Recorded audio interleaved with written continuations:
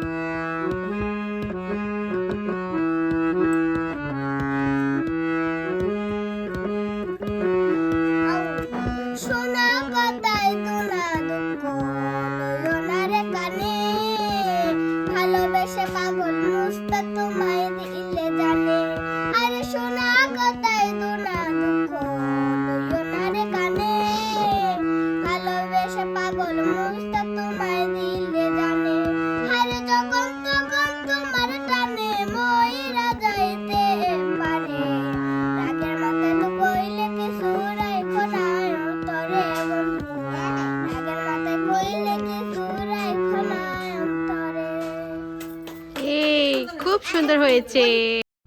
তো এটা হচ্ছে মামার ডগি। মামাকে খুবই ভালোবাসে এই ডগিটা। মামা হচ্ছে যখন রাতের বেলা অনেক রাত পর্যন্ত দোকান টোকান অফ করে হচ্ছে যায় আমাদের সাথে কথা বলতে বা গল্প করতে, তখন হচ্ছে যতক্ষণ মামা থাকে ডগিটা হচ্ছে ততক্ষণই বাইরে বসে থাকে, এতটাই হচ্ছে অনুরাগী আর কি।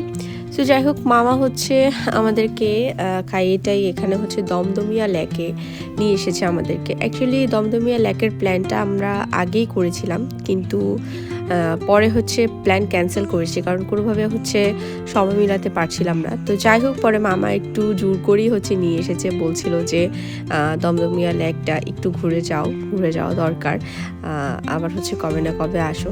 সো সেই করতে করতে আসলে লেট হয়ে গিয়েছে। এখানে অলরেডি দেখতেই পাচ্ছেন সূর্য অস্ত চলে যাচ্ছে। তো এটা হচ্ছে দমদমিয়া লেক। এটা হচ্ছে সামারে অনেক বেশি সুন্দর লাগে, যেমন এই মাঠটা হচ্ছে পুরো গ্রিন থাকে তখন যেহেতু বৃষ্টি পড়ে, আর এখন যেহেতু উইন্টার, তো সব কিছু আসলে শুকিয়ে গিয়েছে। তো দমদমিয়া লেকের সৌন্দর্য হচ্ছে এটাই যে চারপাশটা সবুজ মাঠ, খোলা মাঠ থাকে, আর দেখেন দূরে দূরে একটা একটা গাছ দেখা যাচ্ছে।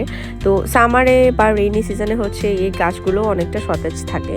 তো যাই হোক, লেকের পাশের ঘাসগুলো আবার একটু একটু সবুজ আছে, একটু একটু পানি পাচ্ছে সেই জন্য মনে হয়। তো লেকের মধ্যেও খুব সুন্দর সুন্দর দেখলাম শাপলা ফুল ফুটে আছে, এগুলো শাপলাই আমার মনে হয় আর কি, জানি না, ভুল ত্রুটি হলে ক্ষমা করে দেবেন আমাকে। তো শাপলা না পদ্ম জানি না, আমার মনে হচ্ছে এটা শাপলাই। তো যাই হোক, শাপলাগুলো দেখতে খুব সুন্দর লাগছিল। আর অলরেডি যেহেতু দেখতে পাচ্ছেন সূর্য অস্ত চলে যাচ্ছে, চারপাশটা অন্ধকার অন্ধকার হয়ে আসছে, তো সেজন্য খুব বেশি যে সুন্দর দেখা যাচ্ছে তা না ব্যাপারটা, কিন্তু সামনাসামনি আসলেই খুব সুন্দর জায়গা। তো পাশেই হচ্ছে আবার চা বাগান আছে, চা বাগানের ভিতর দিয়েই হচ্ছে এখানে এসেছি। খুবই দারুণ লাগছিল এবং খুবই আফসোস করেছি পরে, কারণ যেহেতু জায়গাটা এত সুন্দর, আসলে প্ল্যানটা ক্যান্সেল করাটা ভুল হয়েছে। আমরা আসলে আরও আগেই আসা দরকার ছিল। সো নেক্সট ডে তো আমরা চলেই যাচ্ছি কুমিল্লাতে। তো তার আগে হচ্ছে এই আর কি এখানে চলে এলাম। তো এখানে হচ্ছে খোয়াই বর্ডার গার্ড, যেটা দিয়ে হচ্ছে ইন্ডিয়াতে এন্ট্রি করতো আগে, ওইটা হচ্ছে অফ করে দেওয়া হবে। তো ওইটার বদলে হচ্ছে এখন বাল্লা বর্ডার গার্ড নতুন করে তৈরি হচ্ছে, সেখানেও মামা নিয়ে যাবে বললো। তো আমরা এখানে বেশ কিছুক্ষণ সময় ছিলাম, আর হচ্ছে কিছু ছবি টবি তুলেছি, টুকটাক ভিডিও করেছি, সিএনজি দিয়ে এসেছি। ধুলাবালু খেতে খেতে শেষ। তো উইন্টারের মজা এটা, ধুলাবালি খাওয়া। একেবারে বাজে অবস্থা হয়ে গেছে ধুলাবালি খেয়ে। আর রাস্তাও এখানে অবশ্যই খারাপ, কারণ অনেক ভিতরে। তো সিলেট মানে হচ্ছে চা বাগান, আশেপাশে চা বাগান, এবং চা বাগানের ভিতরেই বড় হয়েছি বললে চলে, কারণ মামা দাদুর বাড়িতে যখনই এসেছি তো টুকটাক আমাদের চা বাগানে আসা হয়েছে।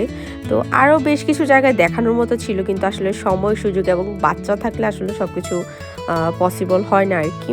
তো খোয়াই নদী ছিল, খোয়াই নদীটাও হচ্ছে দেখাতে পারতাম, তো সেরকমভাবে আসলে উদ্যোগই নিইনি, তা না হলে হচ্ছে দেখাতে পারতাম। আমরা ছোটোবেলা হচ্ছে আসলে ওখানে যেতাম এবং অবশ্যই চা বাগানেও আসতাম, টুকটাক আশেপাশে ঘুরে বেড়াতাম। তো এখানে আসলে চা বাগানে অবশ্যই আসা হতো, কিন্তু এখানে আসা হয়নি কখনো। এখানে হচ্ছে প্রথমবারই এলাম এই দমদমিয়া লেকে। তো এই যে চা বাগান দেখা যাচ্ছে, তো সূর্য তো অলরেডি চলেই যাচ্ছে অস্ত। তো খুবই ভালো লাগছিল আসলে যখন গিয়েছিলাম, আশেপাশে এত পাখির কিচিরমিচির শব্দ এবং নিরিবিলি। বাচ্চারা তো খুবই হ্যাপি হয়ে গিয়েছে, আমার মামাতো ভাই বোনগুলো আর ত্রিফ, ওরা প্রায় সেম এজই, তো খুব খুশি হয়ে গিয়েছে ওরা। আর ত্রিফ তো এত খুশি, হাত টাত ছেড়ে হচ্ছে শুধু দৌড়াচ্ছে। তো সময় নিয়ে আসলে আরও সুন্দর হেঁটে হেঁটে দেখা যেত, কিন্তু যেহেতু সময় কম, তো আর কি আর করার। যাই হোক, এই যে তিনজন একসাথে হচ্ছে এক জায়গায় দাঁড়িয়ে আছে।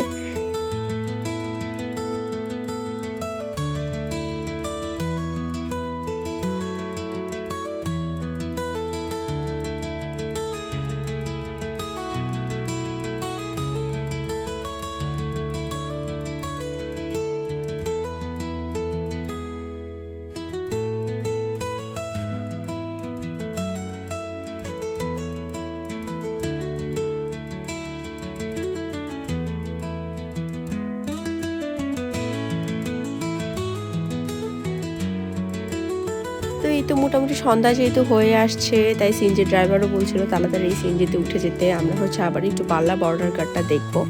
তো বাল্লা বর্ডার গার্ডটা চালু হলে আমি এখান দিয়ে ইন্ডিয়াতে যাব বলছি আর কি। যদিও আমাদের কুমিল্লা থেকে খুবই কাছে বর্ডার গার্ড, তো দেখা যায় যে ইন্ডিয়াতে গেলে হচ্ছে এখানে আসতে হয় না। দেশের পরিস্থিতি ঠিক হলে হচ্ছে আবার নেক্সট টাইম ইন্ডিয়াতে যাওয়ার ইচ্ছা আছে একটু।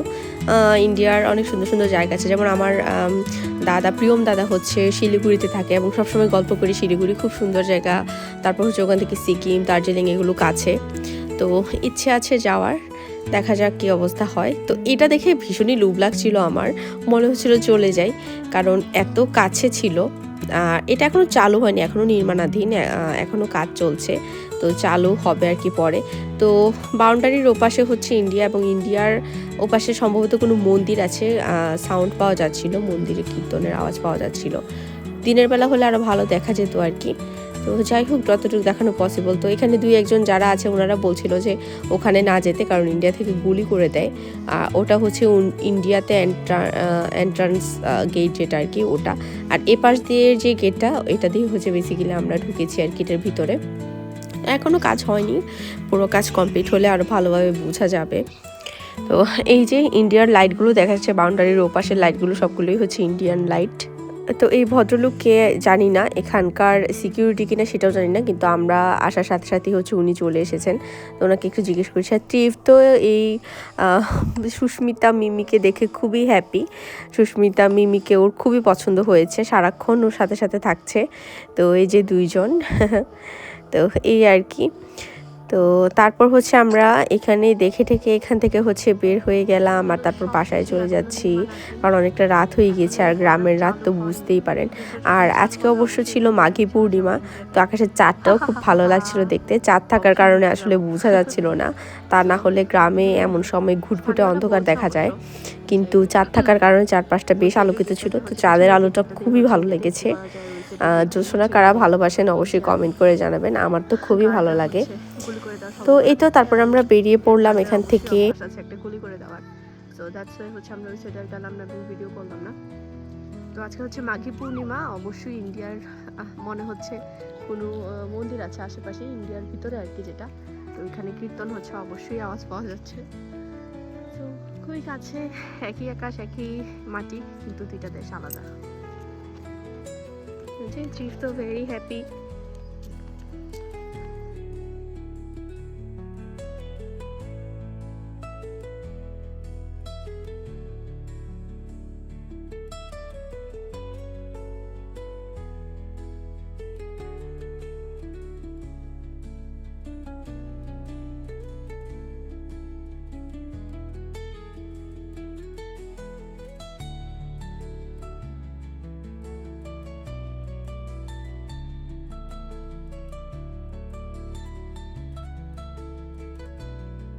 তো বাড়িতে আসার সাথে সাথে দেখি যে দাদা দাঁড়িয়ে আছে গেটে, দাদা আমাদেরকে গেট খুলে দিলেন।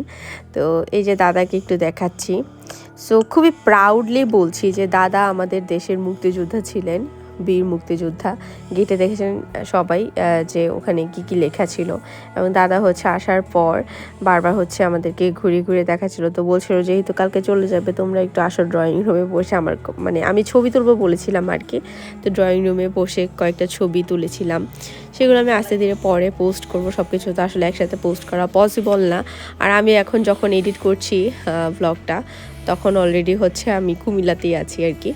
তো তারপর আবার এখান থেকে আমার ফ্রেন্ডের বিয়ে আছে, সবাই জানেন, সেখানে আবার অ্যাটেন্ড করতে চলে যাব। তো এই কয়েকদিন নিশ্চয়ই অনেক ব্যস্ত থাকবো, হয়তো সব কিছু আপলোড দেওয়া পসিবল হবে না। পরবর্তীতে আমি আস্তে ধীরে আপলোড করবো, তখন অবশ্যই সবাই দেখবেন। তো এই হচ্ছে ড্রয়িং রুম, এবং সবাই নিশ্চয়ই বুঝতে পারছেন দাদা দেশকে কত ভালোবাসে এবং কতটা দেশপ্রেমিক একজন মানুষ, এবং গেট আপ সব কিছু মিলিয়েই। এই তো ট্রিপের হচ্ছে খুবই সৌভাগ্য যে এরকম একজন বড় বাবা পেয়েছে ট্রিপ। তো যাই হোক, এটা ট্রিপের অবশ্যই সৌভাগ্য। তো আমার দাদুও আসলে মুক্তিযোদ্ধার সময় প্রত্যক্ষভাবে না হোক পরোক্ষভাবে আসলে জড়িত ছিল যুদ্ধের কাজে টাজে। তো যাই হোক, সেগুলো আবার অন্য স্টোরি, অন্য একদিন বলবো। আজকের ব্লগ এই পর্যন্তই থাকছে।